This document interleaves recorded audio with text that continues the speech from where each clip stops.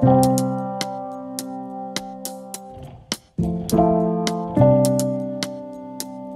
the end of the day, what we're trying to do is, one, create jobs, two, grow and diversify our local economy.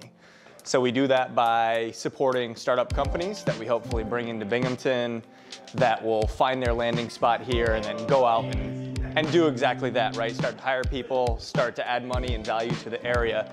So I say that, and I bring you over here because this is a wall that kind of highlights some of our startup companies. We work with about 62 companies right now. 42 or so are in the clean energy space. So a lot of these companies here are clean energy focused. We do have 11 international companies that we work with. So as we've grown, so has our presence, and that's actually expanded globally. So we actually offer virtual services. It's not just companies in Binghamton, but ultimately we hope that some part of their business comes out this way. This wall up here highlights our graduate companies. So we have had 30 graduates come through since we opened our doors in 2017.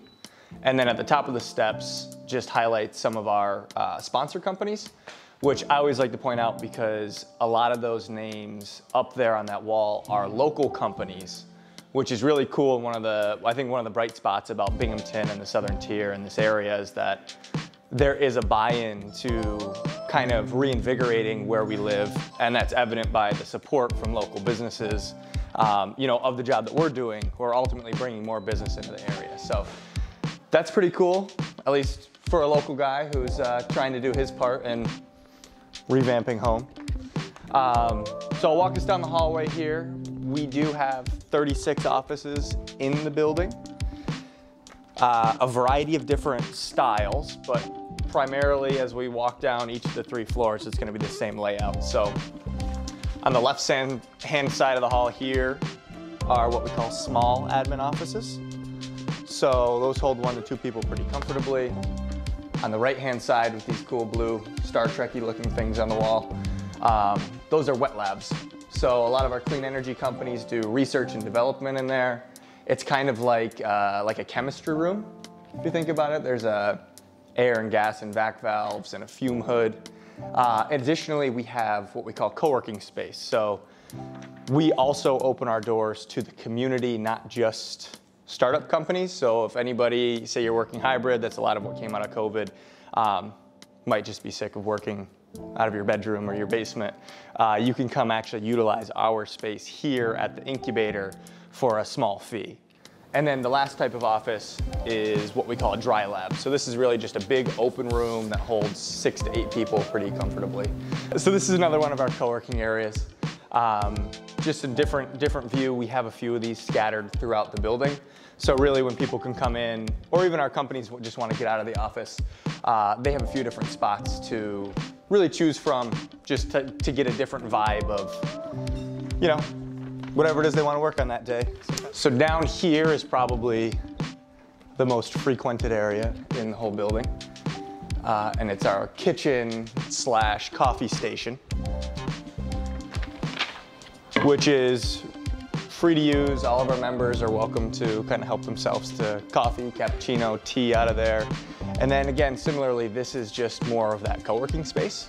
So anywhere where we see tables, chairs, open seating areas, is free for any of these coworkers or our tenant members to use. And the balcony is actually, that's ours too, so that gets a lot of action in the summertime. So this floor is a little bit different than the first 2 floors, at least aesthetically. Reason for that is during the process of the creation of the Incubator, which was really the catalyst for why we're here and why the Incubator exists, was President Harvey Stenger at Binghamton University. So he kind of made it his first mission when he came in 2012 to build this sort of support network for the community, for students and entrepreneurs locally. And so they kind of laid out the groundwork, and originally the plan was for the building to be 2 stories.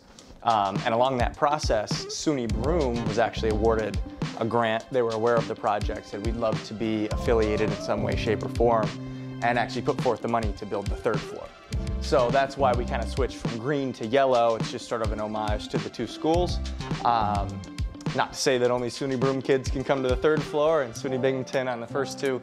You know, everybody's free to go everywhere, but they do manage this floor, and like I said, wanted to sort of have notes of each school scattered throughout the building. And then this kind of brings us to the final spots of the incubator, which is our third floor co-working area.